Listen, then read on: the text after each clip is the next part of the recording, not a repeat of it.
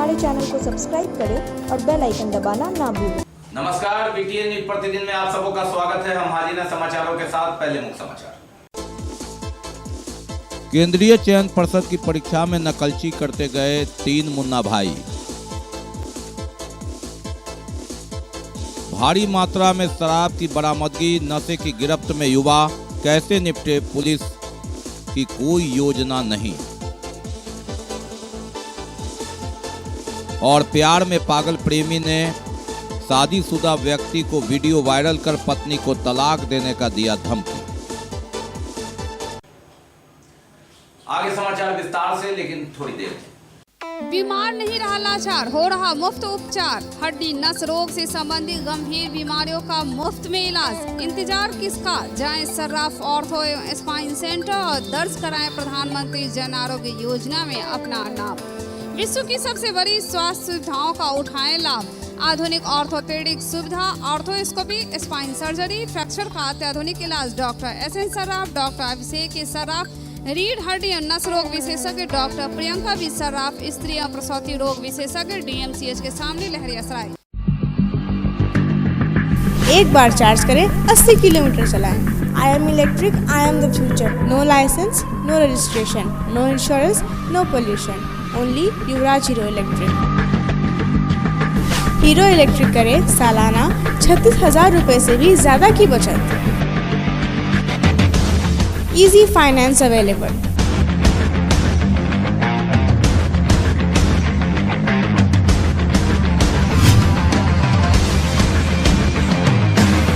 Hero electric की बैग 37,000 से लेकर के 96,000 तक नई मॉडल उपलब्ध है। एक बार अवश्य पधारें।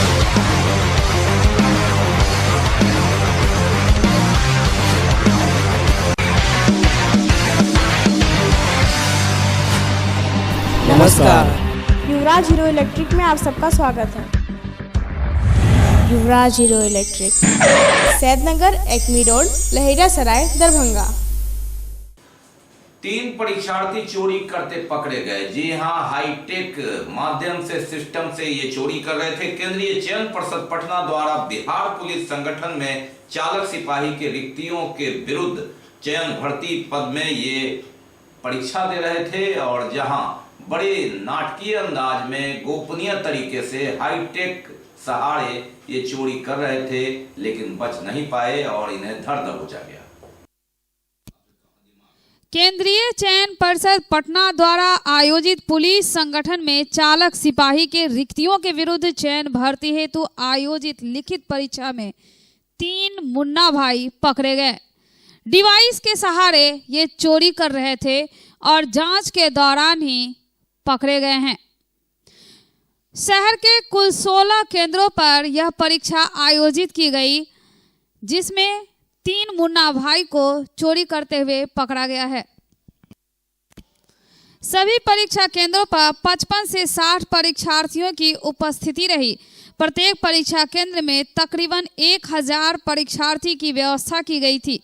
परीक्षा के दौरान रोज पब्लिक स्कूल जीएन गंज के कमरा संख्या 20 एवं 21 में 2 परीक्षार्थी पकड़े गए थे और एक बाद में डिवाइस के सहारे चोरी करते हुए पकड़े गए, जिसके लिए उन्हें निष्कासित कर दिया गया और उनके विरुद्ध प्राथमिकी दर्ज कराई गई।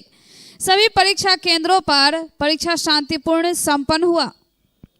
आज जो है कि आरसी ड्राइवर की परीक्षा थी, जिसमें से एक स्कूल जो है रोज पब्लिक है, उसमें से 2 व्यक्ति पकड़ा गया है जो डिवाइस से चोरी करते हुए पकड़ा गया है, और एक व्यक्ति जो है कि सीएम आर्ट कॉलेज से पकड़ा गया है जो चोरी करते हुए पकड़ा गया है। जो डिवाइस के साथ पकड़ा गया वो दोनों व्यक्ति छपरा का रहने वाले हैं, और एक जो है जो चोरी करते हुए पकड़े गए हैं सीएम आर्ट कॉलेज से, वो जो है अररिया के रहने वाले हैं। 3 व्यक्ति जो है नकल करते हुए पकड़े गए हैं, जिनको जो है कि परीक्षा कदाचारता अधिनियम के तहत एवं 420 के तहत जो है कि गिरफ्तार किया गया और उसे अग्रितर कार्रवाई की जा रही है। उत्पाद विभाग की पुलिस ने भारी मात्रा में विभिन्न जगहों से शराब बरामद किया है। शराब की बरामदगी पुराने साल 2020 के अंत और नए साल में भी लगातार जारी है। नशे की गिरफ्त में युवा लगातार जकड़ रहे हैं और जो घटनाएं घट रही है उसे अंजाम भी दे रहे हैं। इसी के तहत 2 नशेड़ियों को मोहल्ले वालों ने खानका चौक के पास धर दबोचा जब एक बुजुर्ग को ठोकर मारने के बाद भाग रहे थे, लेकिन पूछताछ में जो पता चला उससे लोग चौंक गए और अंततः डीएसपी अनुज कुमार ने पुलिस को भेजा। वह चोरी की गाड़ी से जा रहा था, एक बुजुर्ग को ठोकर मारने पर उसे रोका गया इसलिए कि तुमने क्यों ठोकर मारी, और पूछताछ के क्रम में पता चला कि ये नशेड़ियों का गिरोह है जिसके ये सदस्य हैं और ये चोरी की गाड़ी भी है। यही नहीं, यह छोटी मोटी कई घटनाओं को अंजाम दे चुका है और इसके अलावा छठ के दिन एक भीषण लूटकांड को भी अंजाम देने वाला था। बहरहाल पुलिस उससे पूछताछ कर रही। उत्पाद विभाग की टीम लगातार छापेमारी कर रही है और विभिन्न जगहों से शराब बरामद होने की भी सूचना है। इसी के तहत शनिवार की रात्रि से लेकर रविवार के दिन तक करीब 5 से 7 जगहों पर छापामारी की गई। 65 कार्टून शराब को जब्त कर उत्पाद विभाग लाया गया है। तमाम शराब का वजन करीब 600 लीटर बताया जा रहा है। उत्पाद विभाग की टीम द्वारा 5 से 7 जगह में की गई छापेमारी में सारा मोहनपुर में अलग अलग 2 जगहों पर की गई। इसी क्रम में 2 जगहों में खेत में रखा हुआ कार्टून भी बरामद किया गया। कई अन्य जगहों पर भी छापेमारी की गई। मालूम रहे कि दिसंबर के अंत और जनवरी के प्रथम सप्ताह में लगातार उत्पाद विभाग की टीम छापेमारी कर रही है और नशेड़ियों का लगातार सक्रियता भी है। कहीं शराब तो कहीं टेबलेट और नशे के अन्य लत के सहारे नशे की गिरफ्त में है पूरा दरभंगा शहर। पुलिस के पास कोई योजना है या नहीं, बहरहाल पुलिस सोना लूट कांड में लगातार हाथ पांव मार रही है, लेकिन दूसरी ओर नशेड़ियों का गिरह छोटी मोटी घटनाओं को लगातार अंजाम दे रहा है। इसी क्रम में शनिवार की शाम खानका चौक के पास एक बाइक सवार 3 लोगों ने एक बुजुर्ग को ठोकर मार दी। मोहल्ले वालों ने उसे पकड़ा जिसमें एक फरार हो गया। दोनों से पूछताछ के क्रम में यह बात सामने आई कि ये नशेड़ी गिरोह के सदस्य हैं जो छोटी मोटी घटना को अंजाम देते रहे हैं। यही नहीं, जिस बाइक से ठोकर मारी गई वे बड़ा बाजार से चोरी की गई थी। वो सत्यनारायण ठाकुर के नाम से पल्सर बाइक है, इसका पुलिस ने पता लगाया। यही नहीं, नशेड़ियों से उस पूछताछ के क्रम में पता चला कि आधा से 1 दर्जन सदस्य इस गिरोह में काम करते हैं जो लगातार छोटी मोटी घटना को अंजाम देते हैं। उसने कई मोबाइल से लेकर अन्य कीमती सामान भी उड़ाए हैं और इस गिरोह ने छठ के दिन एक व्यापारी के यहाँ लूट की योजना भी बनाई थी, लेकिन सफल नहीं हुआ। इसका भी खुलासा इस गिरोह ने किया। डीएसपी अनुज कुमार के निर्देश पर पुलिस ने उससे पूछताछ की और उससे पूछताछ जारी है। बहरहाल बाइक सहित दोनों को पुलिस ले गई है। पकड़ा गया व्यक्ति शहर का ही है और उसके अन्य गिरोह तथा साथ में उसने कई जगह अपराध किया, इसकी भी पता लगाने की कोशिश कर रही है पुलिस। बहरहाल शराब, अवैध शराब, उसकी बरामदगी, उसका सेवन एक अलग मुद्दा है, लेकिन नशे की लत चाहे वह इंजेक्शन के माध्यम से हो या टेबलेट के माध्यम से है, युवा उसके गिरफ्त में लगातार आ रहे हैं, जिससे आम सामान्य लोगों का जीना दुभर हो गया है, मुश्किल हो गया है। आए दिन घटना घट रही है, कहीं दुर्घटनाएं हो रही है, कहीं छोटे मोटे अपराध हो रहे हैं, कहीं फब्तियां कसी जा रही है, कहीं मारपीट हो रही है, कहीं मोबाइल छीना जा रहा है। और ऐसे में पुलिस के पास प्लान नहीं है, इसकी योजना बनानी होगी तभी, अन्यथा युवा वर्ग पूरी तरह इसके गिरफ्त में है। बताया जाता है कि नशा लेने के बाद ये युवक कहीं न कहीं घटना को अंजाम देते हैं और एक गिरोह साजिश के तहत सुनियोजित ढंग से इनसे अपराध कराता है। पहले नशे की गिरफ्त में इन्हें लाते हैं और उसके बाद गिरोह बनाकर इनसे छोटे मोटे अपराध और जब मौका मिलता है बड़ा अपराध करने से नहीं चूकते। दरभंगा का बड़ा बाजार सोना लूट कांड भले ही बड़े गिरोह का काम हो, लेकिन एक पखवाड़ा पहले लालबाग के पास चोरी की घटना में भी नशेड़ियों के होने की बात कही जा रही है। इसके अलावा नशे की लत से लगातार जो छोटी मोटी घटना हो रही है और कई की प्राथमिकी तक भी दर्ज नहीं होती, ये ऐसे सभी अपराध को अंजाम देने वाले युवा वर्ग के ये नशेड़ी हैं, जिनसे पार पाना पुलिस के लिए नए वर्ष में एक नई चुनौती होगी। इधर दो पक्षों में रोड़ेबाजी और मारपीट की घटना को लेकर मुफ्ती मोहल्ला में तनाव व्याप्त है। वहां भारी संख्या में पुलिस बल की तैनाती कर दी गई है।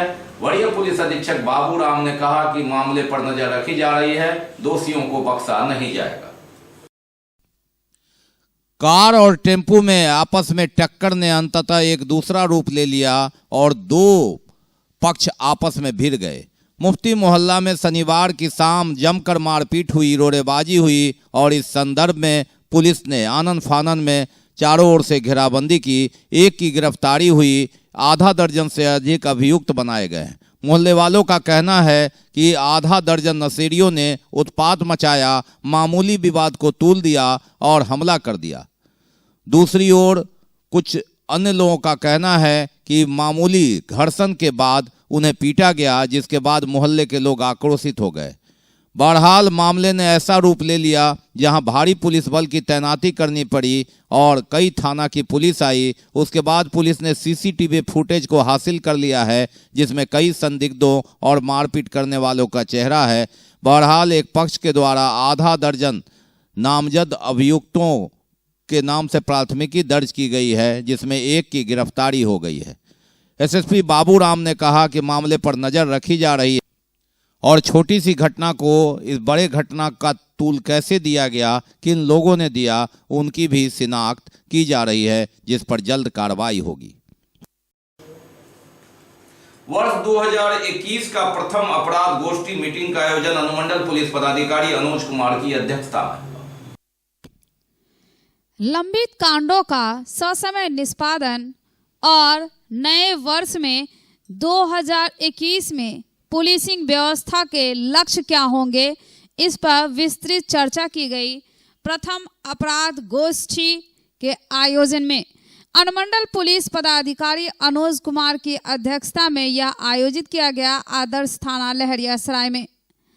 इस बैठक में सभी थाना के थाना प्रभारी मौजूद थे। विधि व्यवस्था संधारण करने तथा अपराध नियंत्रण और अपराधियों पर नियंत्रण के लिए सीसीए का प्रस्ताव और बिल कैंसिलेशन का भी निर्देश दिया गया।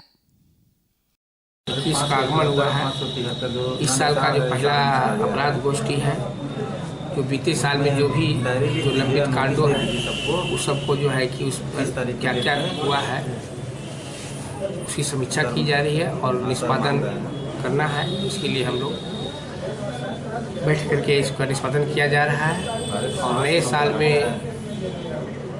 जो वर्ष 20 था उससे बेहतरीन हो, कैसे हो, यातायात सुचारू किस तरह से हो, विधि व्यवस्था संधारित रहे, इस बिंदु पर बैठ करके हम लोग विचार विमर्श कर रहे हैं। अपराधियों पर नियंत्रण के लिए जो है कि सीसीए का प्रस्ताव और जो है बेल कैंसिलेशन करने का निर्देश दिया गया है और जो अपराध से संबंधित हो सब विषयों पर बैठक में सब बिंदु पर निर्देश दिया गया है। विशेष तौर पर इस का निष्पादित बाकी है अभी और भी बहुत कुछ, लेकिन पहले रुकेंगे, लेंगे एक break. Global health care and diabetes research centre, जो बिहार में पहला अंतर्राष्ट्रीय तकनीक एवं आधुनिक सुविधाओं से लैस सुपर स्पेशलिटी डायबिटीज केंद्र है, जहां एक छत के नीचे डायबिटीज से संबंधित सारी सुविधाएं मौजूद हैं, जैसे कि diabetes heart care, diabetes eye care, diabetes neuro care, diabetes foot care, diabetes pharmacy और डायबिटीज प्रयोगशाला। पता जीसस एंड मैरी स्कूल के पास, रहमगंज, दरभंगा, बिहार। ब्रेक के बाद एक बार पुनः आप सबों का स्वागत है। हम बढ़ते हैं आगे, लेकिन आगे बढ़ने से पहले एक नजर मुख्य समाचारों पर। केंद्रीय चयन पर्षद की परीक्षा में नकलची करते गए 3 मुन्ना भाई। भारी मात्रा में शराब की बरामदगी, नशे की गिरफ्त में युवा, कैसे निपटे, पुलिस की कोई योजना नहीं। और प्यार में पागल प्रेमी ने शादीशुदा व्यक्ति को वीडियो वायरल कर पत्नी को तलाक देने का दिया धमकी।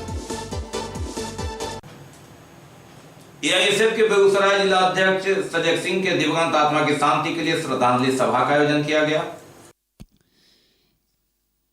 ऑल इंडिया स्टूडेंट फेडरेशन के बेगूसराय जिला अध्यक्ष सजग सिंह के दिवंगत आत्मा की शांति के लिए श्रद्धांजलि सभा का आयोजन किया गया।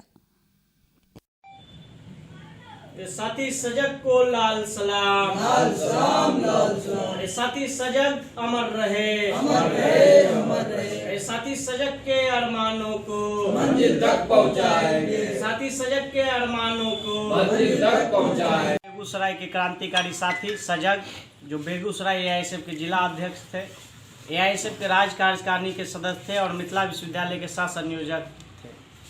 उनकी मौत 24 दिसंबर 2020 को एक सड़क दुर्घटना में हो गई।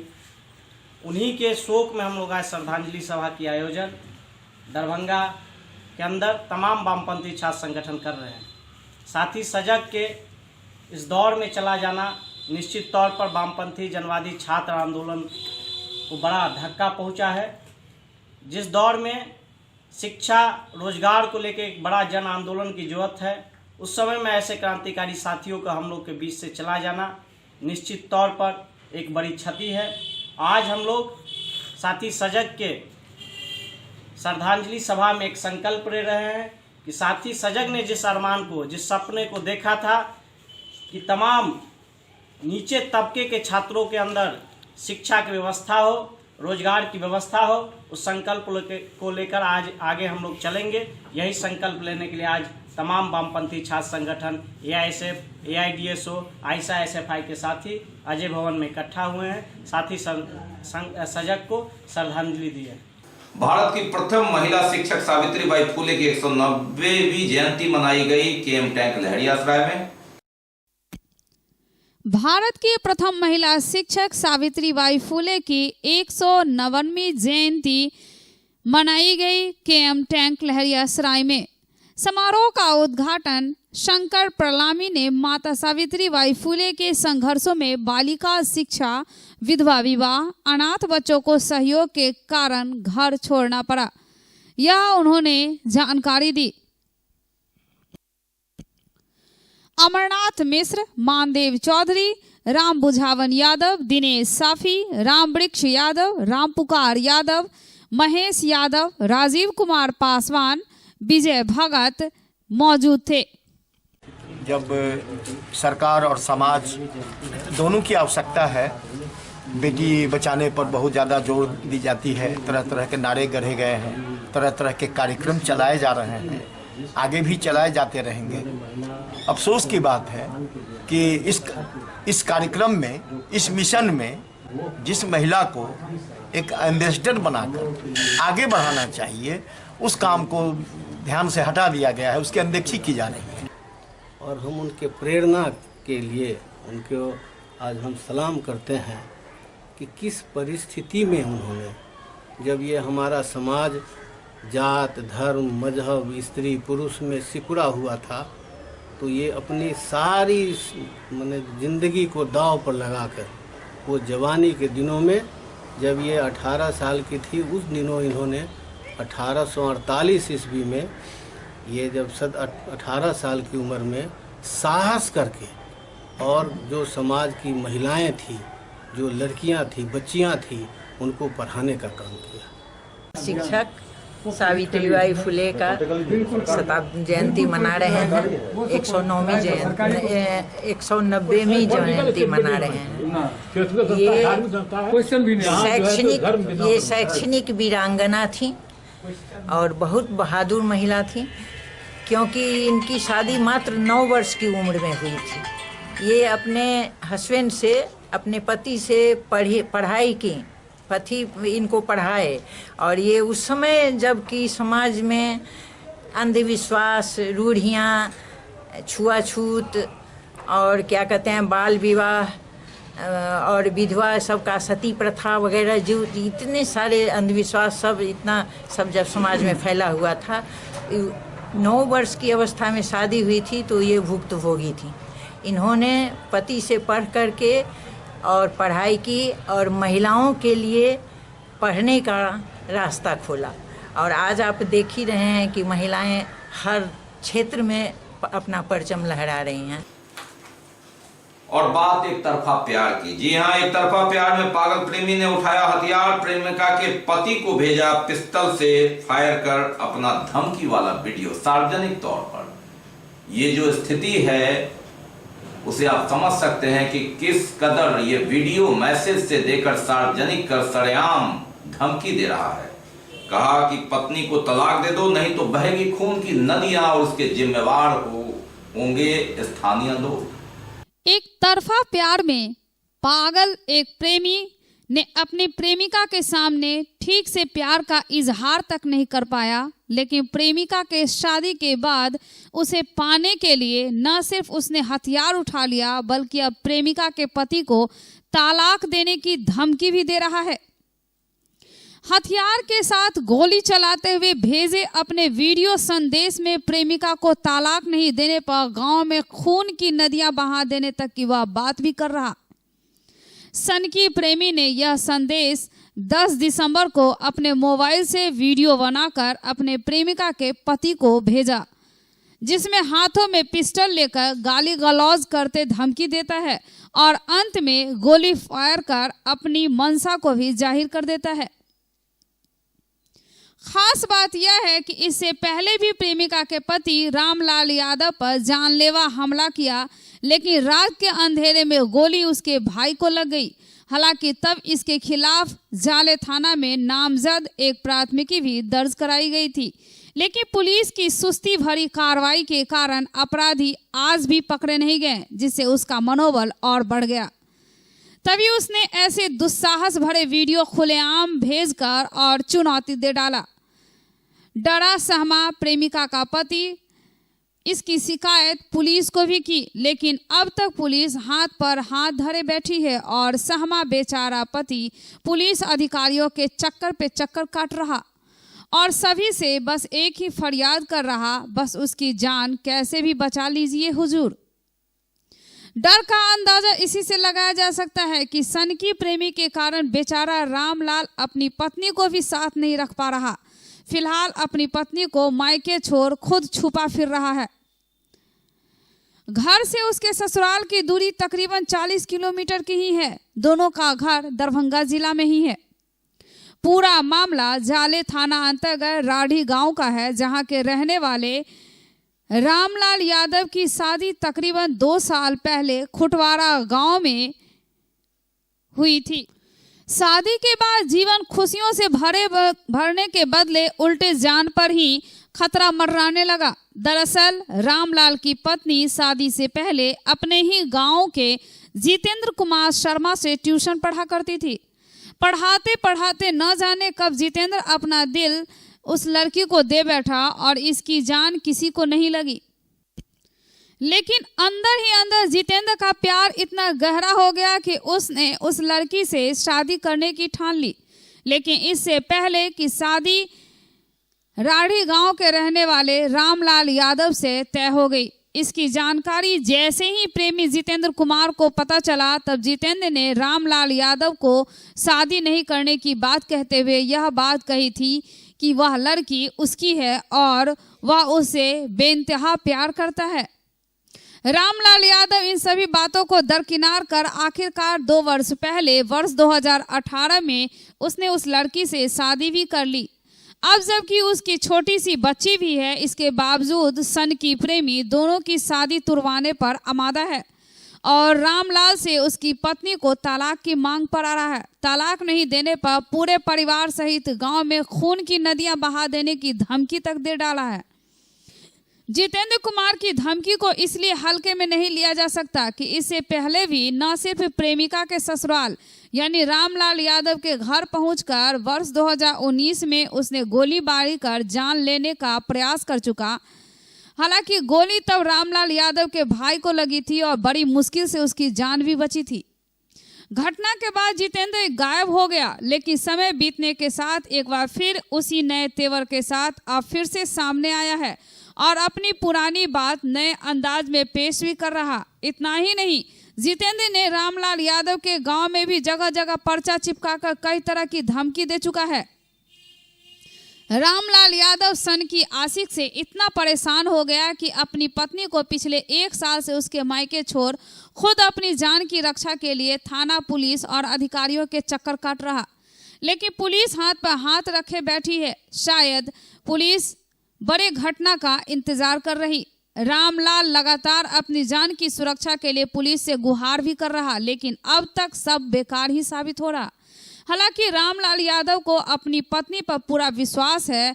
उनकी माने तो पत्नी को जितेंद्र से कोई प्यार नहीं है। पत्नी भी रामलाल के साथ रहना चाहती है, लेकिन जितेंद्र ने हथियार के बल पर पति पत्नी के बीच एक दीवार खड़ी कर रखी है, जिस दीवार को अब पुलिस को तोड़ना होगा ताकि किसी का बसा बसाया नया परिवार उजड़ने से बच जाए और समय रहते अपराधी अपने असली जगह पे पहुंच जाए।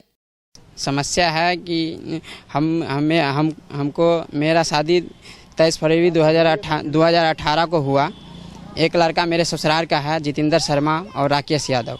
दोनों हमको एक कॉल कर के 2 दिन शादी से 2 दिन पहले हमको कॉल करता था कि तुम शादी नहीं करो अन्यथा तुमको मार देंगे। हम कहें ठीक है, तुम जो भी है नहीं करेंगे। सो 2 दिन बचा हुआ है, अब तुम आ जाओ, जो भी है समस्या का निदान सामने आकर के करेंगे। कारण वो कहता था कि हम एक तरफा प्यार करते हैं, अभी प्यार कर रहे हैं, तो तुम नहीं करो। हम कहें ठीक है, जो भी है तो 2 दिन बचा हुआ है शादी का, तुम आओ मेरे सामने और जो भी होगा उस समस्या का निदान किया जाएगा। वो हमको बुलाता था, लेकिन वो नहीं आता था सामने, बुला लेता था। तो फिर हम जब भी बुलाता था एक दो बार गए, जहाँ बुलाता था वहाँ गए, लेकिन वो नहीं आता था। तो उसके बाद हम छोड़ दिए शादी। फिर मेरा शादी हो गया 23 फरवरी 2018 को। होने के बाद फिर वो हमको बराबर कॉल करके धमकी वगैरह देता था कि तुम्हारे पूरे परिवार को मार देंगे, तुमको भी मार देंगे, अन्यथा छोड़ दो, उसको तलाक दे दो, डिवोर्स ले लो। हम कहें ठीक है, ठीक। हाँ, हमने अपने पत्नी से बात की है, तो वो बोला कि हाँ हम 9th क्लास में हम उनसे पढ़े हुए हैं। तो पढ़ने के क्रम में वो जितेंद्र शर्मा से वो कहा कि हम 9th क्लास में पढ़े हुए हैं, लेकिन वो एक तरफा प्यार करने लगा ऑटोमेटिक अपने आप, वो कह रहा है। और 8 और 9 पेज में भी हमारे पास जो पर्चा वगैरह चिपका के गया है, धमकी दिया है, उस पेज में भी लिखा हुआ है कि एक तरफा प्यार हम करते हैं। पत्नी क्या चाहती है? पत्नी चाहती थी कुछ भी नहीं। पत्नी तो चाहती थी शादी से पहले हम 1-1.5 साल पहले से भी बात करते थे हम अपने पत्नी से। अगर ऐसा कुछ भी था तो भाग भी सकती थी, और नहीं था 1.5 साल मेरे घर पे भी रहा तो उस क्रम में भी भाग सकती थी। ठीक है, तो जितेंद्र हाँ हमको वो बराबर प्रेशर देता था कि तुम तलाक दे दो, हम प्यार करते हैं, अन्यथा तुमको पूरे परिवार को मार देंगे। तो हम उस पर नहीं ध्यान दिए, क्योंकि हम पहले 1-2 बार उससे भेंट करना चाहे, लेकिन आता ही नहीं था मेरे सामने। तो हम क्या हुआ, घटना क्या हुआ? घटना फिर लास्ट में वो 16 जुलाई 2019 को ये 3-4 आदमी से आया और घटना को अंजाम दे गया, गोली चला गया। वो गोली मेरे बड़े भाई को लगा, जिसका नाम है नागेंद्र यादव। कहाँ ये घटना? घटना राठी हुआ, मेरे घर पे हुआ जी। इस बीच में बस 10 तारीख के रात्रि में 10 तारीख के रात्रि में हमको एक वीडियो रिलीज करके भेजा है आर्म्स के साथ घटना को। सो तुम अभी भी तुम्हारे पास 5 दिन का मोहलत देते हैं, 5 दिन में डिवोर्स ले लो, तलाक ले लो, अन्यथा तुम्हारे परिवार को मार दिया जाएगा। और पूरे समाज को भी सूचना दिया है, ग्रामवासियों को, जो भी मरेगा उसका जिम्मेवार ग्रामवासी तुम होगो। डर लगता है ये सब देख के, आपको डर है? हाँ, आर्म्स के कोई भी व्यक्ति, एक आम आदमी जब प्रशासन को वो कॉल करता है, प्रशासन को वीडियो भेजता है, तो आम आदमी को तो किसी भी को डर होगा, वो हम नहीं, किसी को डर होगा, क्योंकि एक बार गोली चला चुका है अभी। अन्यथा हमको इतना दहशत में पूरे मोहल्ला है, हम लोग भी रहते हैं, परिवार रात भर नहीं सोते हैं। कभी गोली चला जाएगा, नहीं चला जाएगा, वो रात को ही आता है, रात्रि कभी चला जाएगा नहीं। हम लोग डरे हुए रहते हैं, रात भर सोते नहीं हैं। हम चाहते हैं कि आप लोगों के माध्यम से या प्रशासन के माध्यम से हमको सुरक्षा मुहैया कराया जाए। पुलिस में आपने शिकायत की है? हाँ, पुलिस में शिकायत की है, पहले भी हम किए थे। आईजी साहब के पास 6 बार आवेदन दे चुके थे, और एसएसपी साहब के पास भी 6 बार। लेकिन उसमें जब भी यहाँ आते हैं, एसएसपी साहब के पास आते थे, तो वहाँ से बड़ा बाबू को आदेश दे दिया जाता था कि राकेश कुमार यादव और जितेंद्र शर्मा को दोनों को अरेस्ट करना है। एक अभियुक्त, जो मेन अभियुक्त है जितेंद्र शर्मा, वो भागे हुआ रहता है, लेकिन ये राकेश कुमार यादव जो है वो 1 साल भागे हुआ था और 6 महीना से अभी घर पे ही रहता है। हम जब भी बड़ा बाबू को कहते हैं कि सर ये अभी घर पे रह रहा है, सो उसको कम से कम अरेस्ट कीजिए, सो कुछ न कुछ पता चलेगा। और हथियार जो भी डील कराया है, और उसको हम घटना के क्रम में दोनों को पहचान भी लिया गया था, जितेंद्र शर्मा को और राकेश यादव को, तब भी आप नहीं अरेस्ट कर रहे हैं। ऑडियो भी प्रूफ है। तो वो अभी तक जितेंद्र शर्मा को, मेन अभियुक्त को भी नहीं अरेस्ट कर पाया, और न सेकंड को ही कर पाया। हम अभी तक तो नहीं हम रख रहे हैं, 1.5 साल से वहीं है, कोई बातचीत वार्तालाप नहीं हो पाया है। मेरी वाइफ जो वहीं रहती है, ससुराल में ही रहती है मेरे, तो हम अभी तक उनसे कोई बातचीत नहीं, 1.5 साल हो चुका है घटना के अंजाम दिए हुआ, तो अभी तक हम उससे नहीं बातचीत करते हैं। और हम लोग अभी भी दहशत में रहते हैं कि दोनों अपराधी में से कोई अपराधी अरेस्ट नहीं हो रहा है। पत्नी को कब लाइएगा अपने घर? अभी इसके बारे में हम सोचे नहीं है, नहीं हम लोग पहले तो जान बचाएं, जान है तो जहान है, कि पहले पत्नी को ले आए, फिर मान लीजिए पहले ले आए थे तो गोली चला गया, अभी लाएंगे तो पूरे परिवार को मार जाएगा कोई, ठीक है।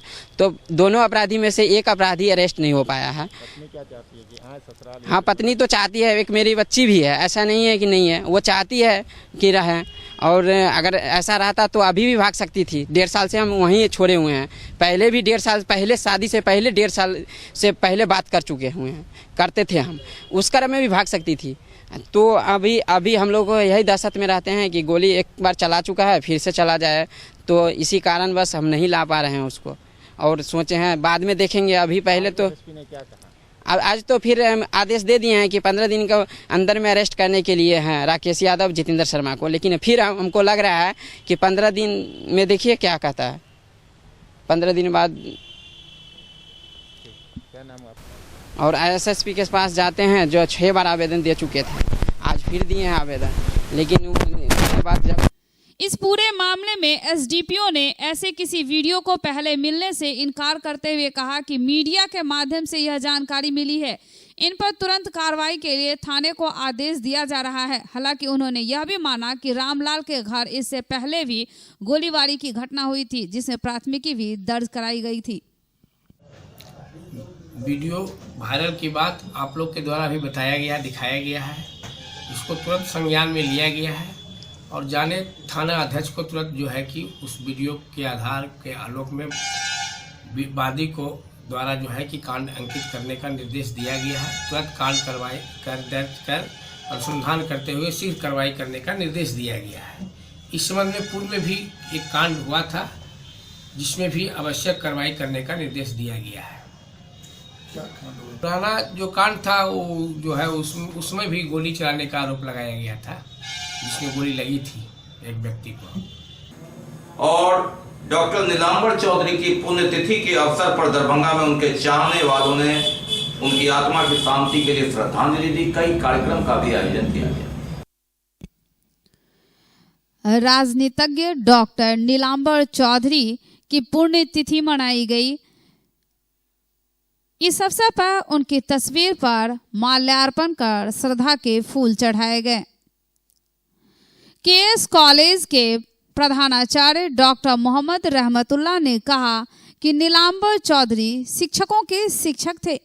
समर्पण और कड़ी मेहनत के साथ उन्होंने सीएम साइंस कॉलेज में छात्रों को सिखाया कि शिक्षा के साथ साथ जीवन कैसे जीना है, यह उनकी विशेष कला थी। इस अवसर पर सरफराज आलम, डॉक्टर अब्दुल बदूद कासमी, डॉक्टर गुलाम मोहम्मद अंसारी, डॉक्टर मोहम्मद जमशेद आलम, राम परवेज, मोहम्मद अफसर आलम मौजूद थे। जी, क्या कार्यक्रम था? आई हमारे बाबूजी के पुण्यतिथि छलन और जयंती छलन है, आई 87 और बाबूजी सीएम साइंस कॉलेज में बहुत दिन से बहुत अपन काज के शिक्षक के लिए, विद्यार्थी के लिए अपन ओहि द्वारे हम सब हुनकर याद में हम सब ई सब मना रहल छी। यादात बहुत योग्य छलखिन, पॉपुलर और विधायक रहलखिन 18 साल और अपना समाज में बहुत पॉपुलर छलखिन। आज स्वर्गीय डॉक्टर नीलांबर चौधरी की 87 जन्म शताब्दी समारोह भगवान दास मोहल्ला में साई सदन में मनाया गया। उनके पुत्री के निवास स्थान पर प्रार्थना सभा का आयोजन किया गया और अनेक गणमान्य लोग उपस्थित हुए। वहीं दूसरी तरफ भारतीय मिथिला संघ की ओर से भी नीलांबर चौधरी की 87वीं पुण्यतिथि मनाई गई। राजकुमारगंज में उनकी तस्वीर पर माल्यार्पण कर श्रद्धा के फूल चढ़ाए गए। माननीय डॉक्टर नीलांबर बाबू के आज पुण्यतिथि है। हम सब आज उनका पुण्यतिथि में अखिल भारतीय मिथिला संघ के तरफ से और तमाम विद्वतगण, समाज सेवी, छात्र वर्ष 1987 में आइए के दिन अखिल भारतीय मिथिला संघ और विभिन्न सामाजिक संस्था मिलकर आज हुनकर मना रहा छी। और शिक्षा के क्षेत्र में बिहार खासकर मिथिलांचल में हुनकर महत्वपूर्ण योगदान है। मिथिला विश्वविद्यालय के स्थापना से लकर विभिन्न शिक्षण संस्थान खोल और सैकड़ों आदमी, हजारों आदमी के रोजी रोजगार दिलते। तो ये थे अब तक के समाचार। विदा लेने से पहले एक नजर मुख्य समाचारों पर। केंद्रीय चयन पर्षद की परीक्षा में नकलची करते गए 3 मुन्ना भाई। भारी मात्रा में शराब की बरामदगी, नशे की गिरफ्त में युवा, कैसे निपटे पुलिस की कोई योजना नहीं। और प्यार में पागल प्रेमी ने शादीशुदा व्यक्ति को वीडियो वायरल कर पत्नी को तलाक देने का दिया धमकी। इसके साथ ही दीजिए हमें इजाजत इस प्रसारण से। अगले प्रसारण में आपके क्षेत्र और आसपास की खबरों के साथ होगी पुनः मुलाकात। तब तक के लिए नमस्कार, जय हिंद।